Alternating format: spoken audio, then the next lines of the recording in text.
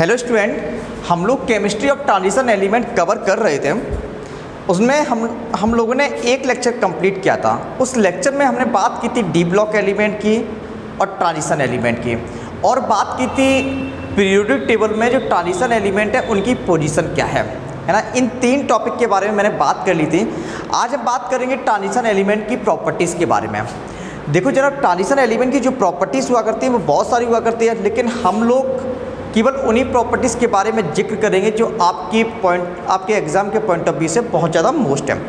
उनमें से एक जो प्रॉपर्टीज़ है वो है फॉर्मेशन ऑफ कलर्ड आयन। जो आपके ट्रांजिशन एलिमेंट हुआ करते हैं, ट्रांजिशन एलिमेंट के द्वारा जो भी आयन बनाए जाते हैं वो कलर्ड हुआ करते हैं। क्या मैंने कहा? ट्रांजिशन एलिमेंट के द्वारा जो भी आयन बनाए जाते हैं वो जनरली कलर्ड हुआ करते हैं, लेकिन केवल वही ट्रांजिशन एलिमेंट के आयन कलर्ड होते हैं जिनमें अनपेयर्ड इलेक्ट्रॉन होता है। क्या मैंने कहा? ट्रांजिशन एलिमेंट के केवल वही आयन जिनमें अनपेयर्ड इलेक्ट्रॉन होता है कलर्ड होते हैं। अगर अनपेयर्ड इलेक्ट्रॉन नहीं होता है तो वो कलरलेस हुआ करते हैं। ऐसा क्या हो जाता है कि अनपेयर्ड इलेक्ट्रॉन होने की वजह से ट्रांजिशन मेटल के आयन कलर्ड होते हैं? तो अभी हम जैसे ही क्वेश्चंस के बारे में बात करेंगे और उसके कंसेप्ट के बारे में बात करेंगे तो हम बताएंगे आपको कि ट्रांजिशन एलिमेंट में यदि अनपेयर्ड इलेक्ट्रॉन होता है तो वहाँ पर डी ट्रांजिशन पॉसिबल होता है। क्या मैंने कहा? D transition. जिन ट्रांजिशन मेटल आयन में अनपेयर्ड इलेक्ट्रॉन होता है वहाँ पर डी ट्रांजिशन पॉसिबल होता है, जिसकी वजह से ट्रांजिशन मेटल आयन कलर्ड होता है।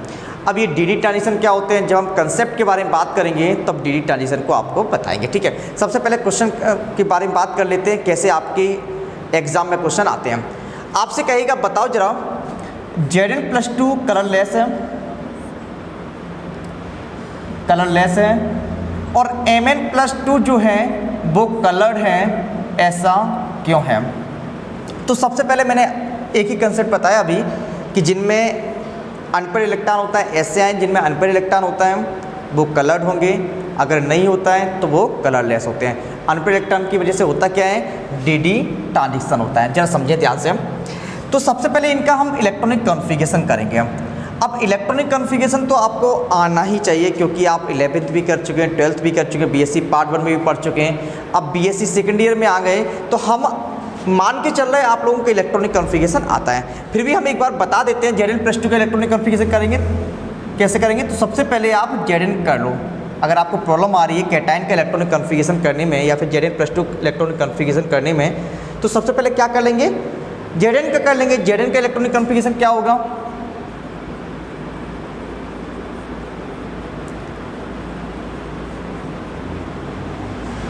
कुछ ये होगा, है ना।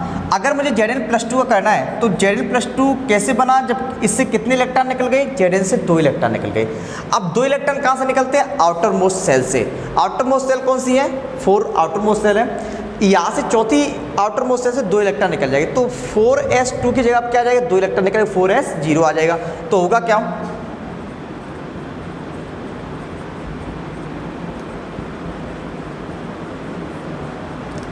आपका ये हो जाएगा, ये बन गया आपका। अब यहाँ पे देखना है Zn+2 में अनपेयर्ड इलेक्ट्रॉन हैं डी ऑर्बिटल्स में या नहीं है।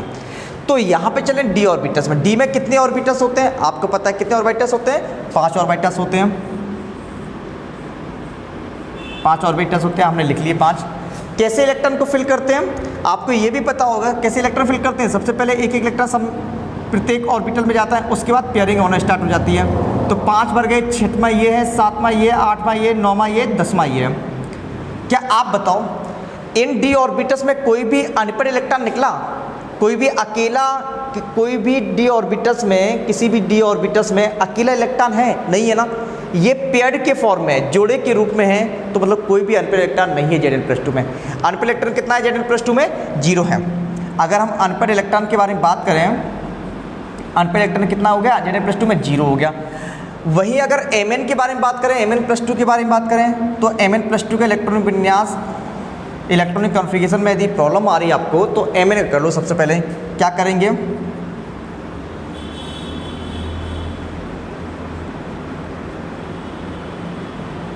ये बन जाता है आपका, ठीक है, Mn का। Mn+2 करेंगे तो क्या होगा, 2 इलेक्ट्रॉन निकलेंगे। कहाँ से निकलेंगे, आउटर मोस्ट सेल से। आउटर मोस्ट सेल क्या है, जो नंबर बड़ी है, ये 4 वाली, तो यहाँ से 0 हो जाएगा और 3d 5 हो जाएगा, तो ये कुछ आ जाएगा आपसे 4s 0 3d 5। क्या जरा बताओ आप, क्या यहाँ पे अनपेयर्ड इलेक्ट्रॉन निकलेगा? देखो जरा, अनपेयर्ड इलेक्ट्रॉन तब निकलता है जब सब सेल कंप्लीट फिल्ड नहीं होती है। कंप्लीट फिल्ड का मतलब क्या, अगर S में 2 इलेक्ट्रॉन होते हैं तो 2 इलेक्ट्रॉन अगर हैं तो वहाँ पर अनपेयर्ड इलेक्ट्रॉन नहीं निकलता है। P में मैक्सिमम कितने इलेक्ट्रॉन होते हैं, 6 होते हैं। अगर P में 6 मैक्सिमम इलेक्ट्रॉन्स हैं तो वहाँ पर अनपेयर्ड इलेक्ट्रॉन नहीं निकलता है। D में कितने होते हैं, 10 इलेक्ट्रॉन होते हैं। अगर 10 है मैक्सिमम तो वहाँ पर अनपेयर्ड इलेक्ट्रॉन नहीं निकलता है। F में कितने होते हैं, 14 होते हैं। अगर 14 इलेक्ट्रॉन्स हैं F में तो वहाँ पर भी अनपेयर्ड इलेक्ट्रॉन नहीं निकलेगा। देखो जरा, तभी तो यहाँ पर कोई भी अनपेयर्ड इलेक्ट्रॉन नहीं निकला। D में 10 मैक्सिमम होते हैं, 10 है इसलिए अनपेयर्ड इलेक्ट्रॉन नहीं निकला। तो आप जरा बताओ, Mn+2 में यहाँ पर भी नहीं निकलेगा, क्योंकि मैक्सिमम S में कितने होते हैं, 2 ही होते हैं, तो 2 हैं। यहाँ पर भी नहीं निकलेगा, P में भी नहीं निकलेगा, यहाँ पर भी नहीं निकलेगा, यहाँ पर भी नहीं निकलेगा। कहाँ निकलेगा, D में कितने होते हैं, मैक्सिमम 10 होते हैं, और यहाँ पे हैं कितने, 5 हैं, तो इसका मतलब यहाँ पर अनपेयर्ड इलेक्ट्रॉन निकलेगा। यहाँ पे कुछ इस तरीके से अनपेयर्ड इलेक्ट्रॉन निकलेगा। D5 है, कुछ इस तरीके से हो जाएगा, एक ही इलेक्ट्रॉन भरेगा ना उसमें। तो कितने अनपेयर्ड इलेक्ट्रॉन निकले, 5 अनपेयर्ड इलेक्ट्रॉन निकले। अनपेयर्ड इलेक्ट्रॉन कितने हैं Mn में, = 5। अगर 5 अनपेयर्ड इलेक्ट्रॉन है, इसका मतलब Mn कैसा होगा, कलर्ड होगा, क्योंकि अनपेयर्ड इलेक्ट्रॉन है। और अनपेयर्ड इलेक्ट्रॉन की वजह से Mn+2 में क्या होगा, dd ट्रांजिशन होगा, जबकि Zn+2 में कोई अनपेयर्ड इलेक्ट्रॉन नहीं है, dd ट्रांजिशन पॉसिबल नहीं होगा। और अगर dd ट्रांजिशन पॉसिबल नहीं होगा तो Zn+2 कैसा होगा, कलर लेस होगा। क्लियर हो गया क्वेश्चन? अगर ऐसा कुछ आए, Zn+2 कैसा होता है, कलर लेस होता है, Mn+2 कैसा होता है, कलर्ड होता है, कर लेंगे आप लोग। क्यों, क्योंकि Mn+2 में कलर अनपेयर्ड इलेक्ट्रॉन होता है, Zn+2 में अनपेयर्ड इलेक्ट्रॉन नहीं हुआ करता। मैंने ये आपको दिखाया भी है। आपको एक और क्वेश्चन करते हैं जिससे आपका कंसेप्ट और ज़्यादा क्लियर हो। आपसे कहेगा, आपका जो Cu+ होता है वो कलरलेस होता है, जबकि Cu+2 कलर्ड होता है, ऐसा क्यों? क्या मैंने कहा, क्वेश्चन क्या है आपका, Cu+ क्या है आपका, कलरलेस है, और Cu+2 क्या है, कलर्ड है, ऐसा क्यों है? तो हमें क्या करना पड़ेगा, कलर और कलरलेस का पता करने के लिए क्या करना पड़ेगा, आपको अनपेयर्ड इलेक्ट्रॉन निकालने पड़ेंगे। अनपेयर्ड इलेक्ट्रॉन कैसे निकलेंगे, सबसे पहले उसका इलेक्ट्रॉनिक कन्फिगरेशन करना पड़ेगा। तो हम दोनों के इलेक्ट्रॉनिक कन्फिगरेशन करते हैं। इन दोनों के इलेक्ट्रॉनिक कन्फिगरेशन करने के लिए अगर आपको कहीं प्रॉब्लम आ रही है तो पीछे अपनी कॉपी पर Cu कर लो इलेक्ट्रॉनिक कन्फिगरेशन। Cu कैसे होगा, आपको ये पता होगा, ये एक्सेप्शन केस है।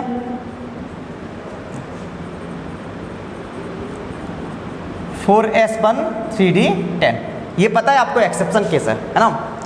अब बाउ रूल को फॉलो नहीं किया करता है। 4S1 होता है और 3D 10 होता है। अगर हम Cu+ के बारे में बात करें तो क्या होगा, कितने इलेक्ट्रॉन निकलेंगे यहाँ से, 1 इलेक्ट्रॉन निकलेगा। कौन सा, 4S1 वाला, है ना। जब ये इलेक्ट्रॉन निकल जाएगा तो इलेक्ट्रॉनिक कन्फिगरेशन कुछ इस तरीके से आएगा।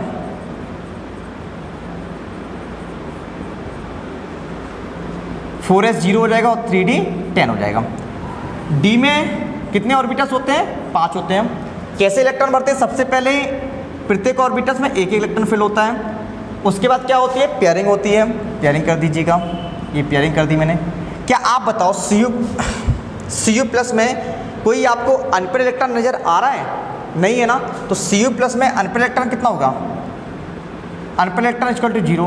अगर Cu+ में अनपेयर्ड इलेक्ट्रॉन 0 है, इसका मतलब Cu+ कैसा होगा, कलर लेस होगा। चलो Cu+2 का करते हैं। Cu+2 कर, इसका मतलब Cu से कितने इलेक्ट्रॉन निकालना है, +2 का मतलब क्या है, कितने इलेक्ट्रॉन निकालना है, 2 इलेक्ट्रॉन निकालना है। 2 इलेक्ट्रॉन कहाँ से निकलेंगे, आउटर मोस्ट सेल से निकलेंगे। जरा देखो इधर, Cu आउटर मोस्ट सेल में 4 है, 4 में तो एक ही है ना, तो यहाँ से 1 इलेक्ट्रॉन निकल जाएगा। अब ये तो निकल गया, ये तो खत्म हो गया। अब आउटर मोस्ट सेल कौन सी बची, तीसरी बची ना। अब तीसरी में 3S भी है, 3P भी है और 3D भी है। अब कहाँ से निकालेंगे, जिसकी एनर्जी ज़्यादा होगी। एनर्जी किसकी ज़्यादा होगी, 3D की होगी, तो यहाँ से 1 इलेक्ट्रॉन निकाल देंगे। 1 इलेक्ट्रॉन यहाँ से निकलेगा, 1 इलेक्ट्रॉन यहाँ से निकलेगा, तो क्या हो जाएगा, 4S 0 3D 9। क्या करेंगे हम, इलेक्ट्रॉनिक कन्फिग्रेशन करें अगर इसका तो कुछ इस तरीके से आएगा, ये 4s 0 हो जाएगा और 3d 9 हो जाएगा। अगर ये 3d 9 है तो d में कितने ऑर्बिटल्स होते हैं, 5 होते हैं। कैसे इलेक्ट्रॉन फिल करेंगे हम, सबसे पहले प्रत्येक ऑर्बिटल में एक इलेक्ट्रॉन फिल होगा, आफ्टर दैट पेयरिंग होती है, पेयरिंग करा दो, 5 तो फिल हो गए थे, 6वां ये, 7वां ये, 8वां ये, 9वां ये क्या है आपका अकेला इलेक्ट्रॉन है, मतलब अनपेड इलेक्ट्रॉन है। अनपेड इलेक्ट्रॉन Cu+2 में अनपेड इलेक्ट्रॉन है, कितने अनपेड इलेक्ट्रॉन है आपका, एक अनपेड इलेक्ट्रॉन है। अगर Cu+2 में अनपेड इलेक्ट्रॉन है तो इसमें डी ट्रांजिशन पॉसिबल होगा। अगर डी ट्रांजिशन पॉसिबल होगा इसका मतलब क्या सा होगा, ये कलर्ड होगा। इतना क्लियर है। अब हम बात कर लेते हैं डी ट्रांजिशन की, ठीक है। क्वेश्चन समझ में आ गया, कलर और कलरलेस से रिलेटेड कैसे क्वेश्चन आएंगे आपके एग्जाम में, क्वेश्चन आपको समझ में आ गए होंगे, ठीक है। अगर आपको इलेक्ट्रॉनिक कॉन्फ़िगरेशन नहीं आते हैं तो आपको क्वेश्चन समझ में नहीं आएंगे। सबसे पहली बात है, आपको अगर इलेक्ट्रॉनिक कॉन्फ़िगरेशन नहीं आते हैं तो आप पीएससी पार्ट 1 का नोट्स उठा के देख लीजिएगा और किसी ऐसे स्टूडेंट की हेल्प लीजिएगा जिसे इलेक्ट्रॉनिक कॉन्फ़िगरेशन आते हैं, ठीक है। और अगर फिर भी नहीं आ रहे हैं तो आप मुझे SMS या कॉल कर देंगे, सर आप प्लीज़ एक वीडियो बना दीजिएगा, तो मैं आपको बना दूँगा इलेक्ट्रॉनिक कॉन्फ़िगरेशन का, ठीक है। चलो अब बात करते हैं डी ट्रांजिशन होता क्या है, जिसकी वजह से कलर प्रोड्यूस होता है।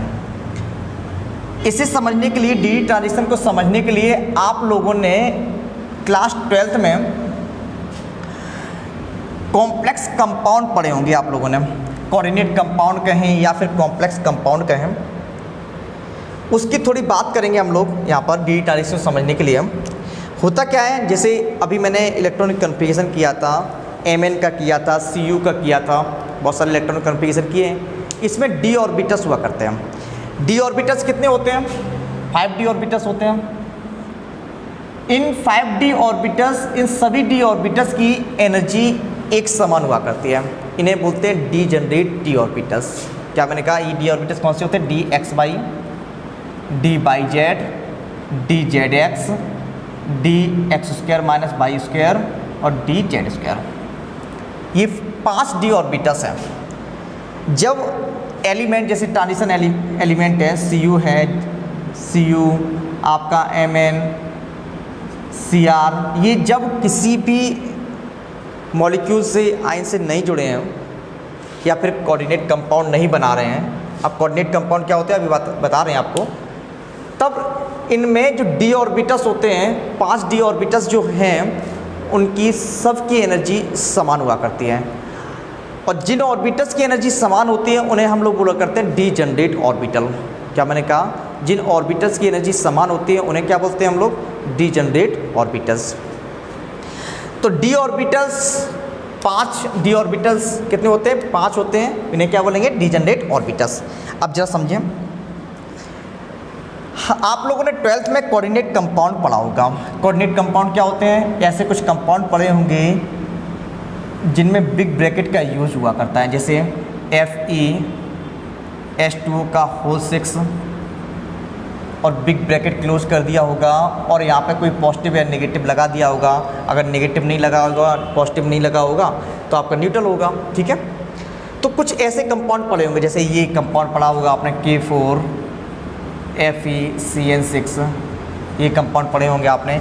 ये सारे कंपाउंड कैसे हैं, बिग ब्रैकेट दिख रहा है आपको, ये सारे कंपाउंड क्या है, कोऑर्डिनेट कंपाउंड होते हैं, आपको पता होगा, ठीक है। ये कोऑर्डिनेट कंपाउंड है। अब कोऑर्डिनेट कंपाउंड में ये मेटल होता है जिसे हम लोग बोलता करते हैं सेंट्रल मेटल। क्या बोलते हैं, सेंट्रल मेटल। ये जो होते हैं, ये जैसे H2 है, सेंट्रल मेटल के अलावा ये H2 है ना, इसी H2 को बोलते हैं लिगेंड। क्या बोलते हैं, लिगेंड बोला करते हैं ना, ये लिगेंड है आपका। Fe सेंट्रल मेटल है, Cn क्या है आपका, लिगेंड है, ठीक है। लिगेंड और मेटल के बीच में बॉन्डिंग होती है, किस तरीके से होती है, जैसे समझने की कोशिश करना। Fe है, Fe के पास Cn के इलेक्ट्रॉन जाते हैं, कुछ इस तरीके से आपने 12th में इस तरीके से बॉन्डिंग की होगी,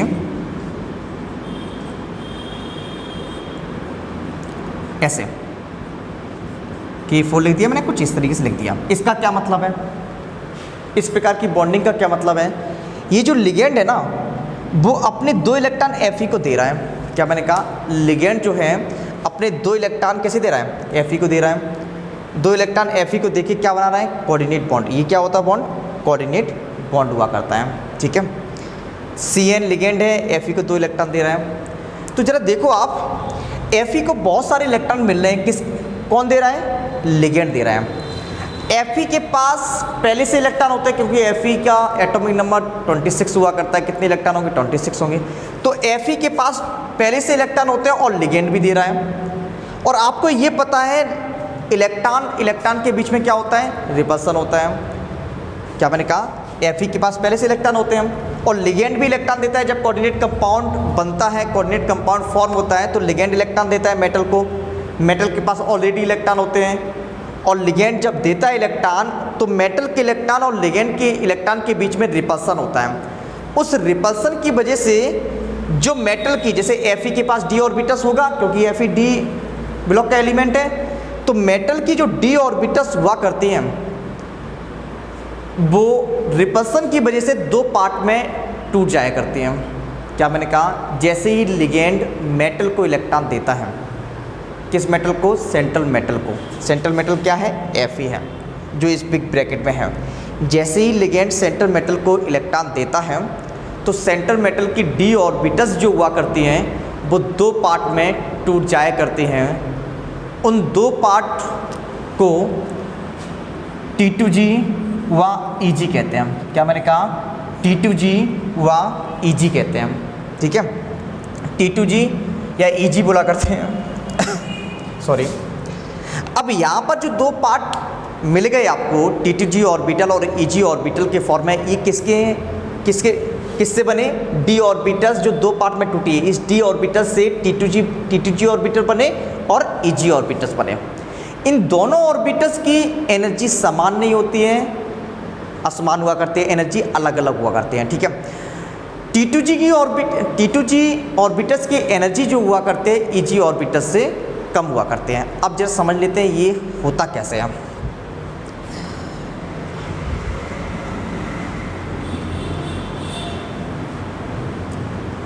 जरा समझना आप, जैसे d ऑर्बिटस है आपका, d ऑर्बिटस का मतलब कितने ऑर्बिटस होंगे, 5 ऑर्बिटस होंगे।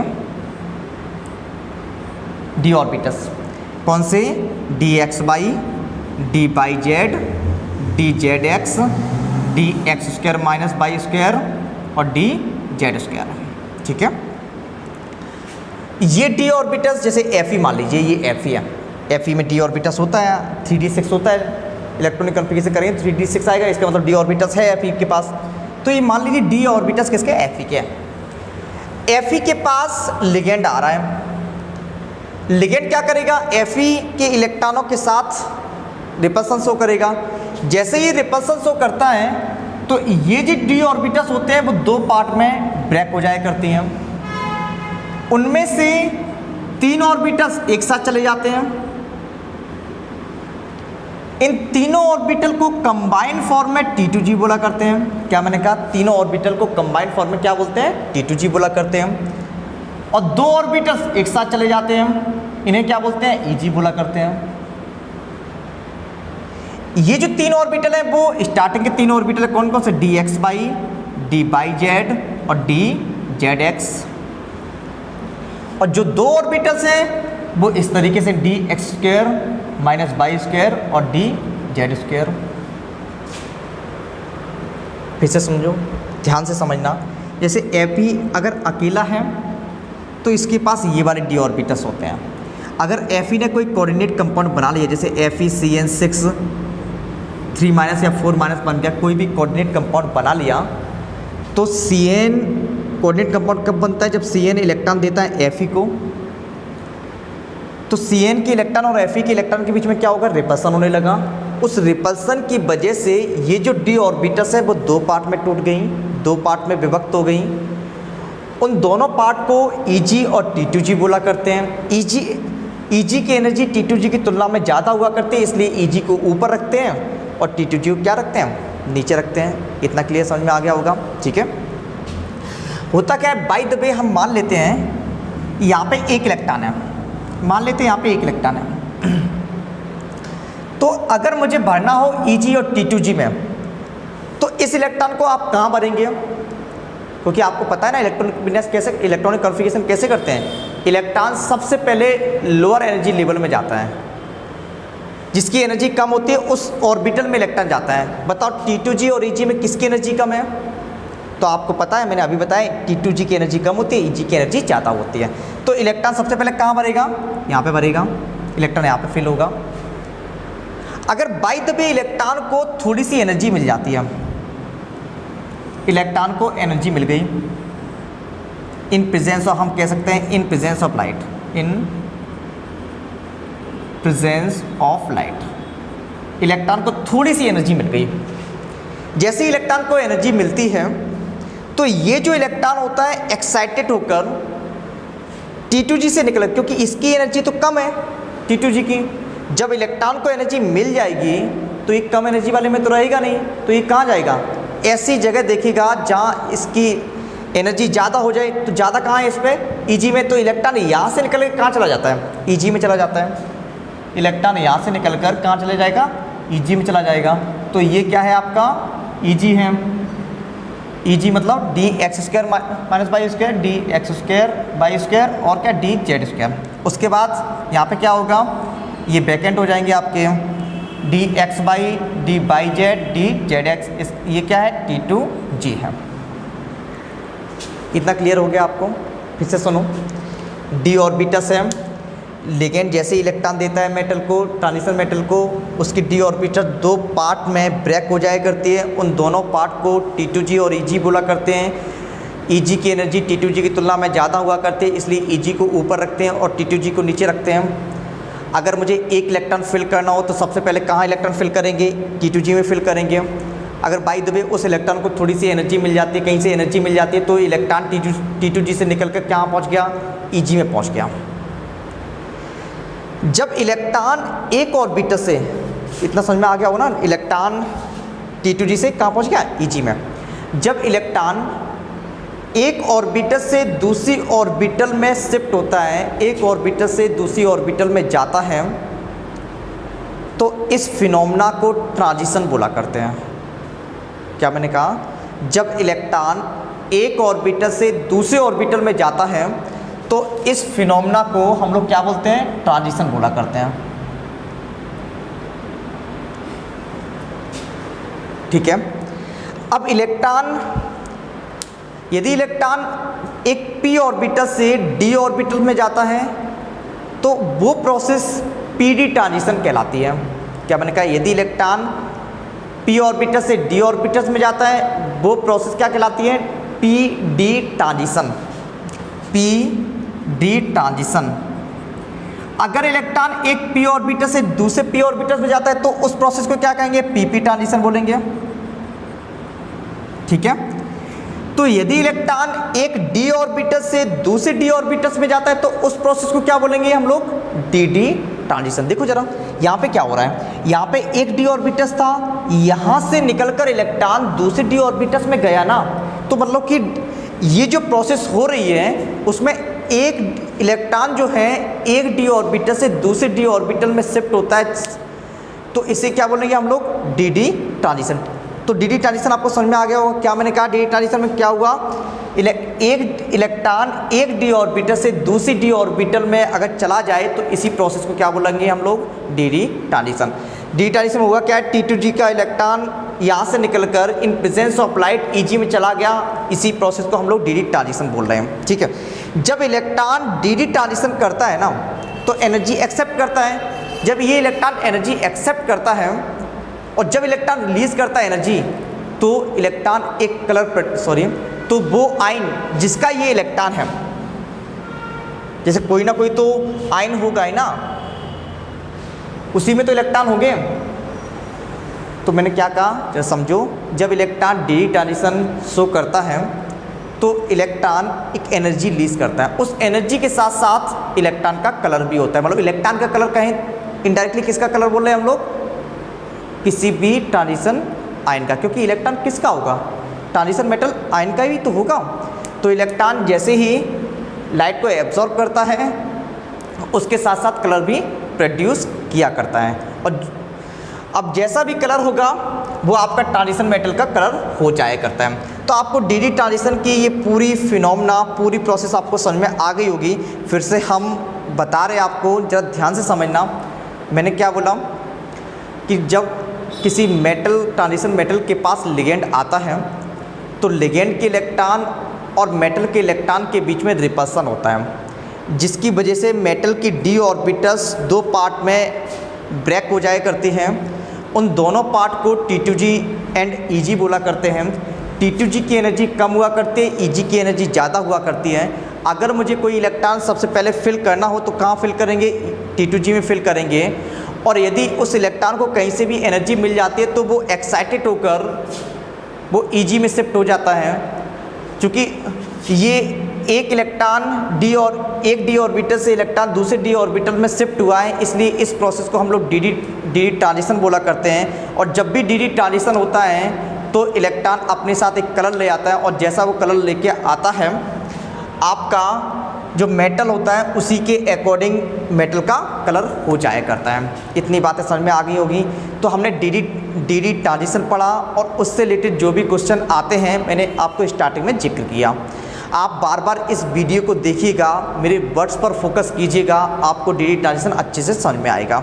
ठीक है, मिलते हैं नेक्स्ट लेक्चर में ट्रांजिशन मेटल की अदर प्रॉपर्टीज़ के साथ। ओके, आप लोग कवर करते रहिए, पढ़ते रहिए।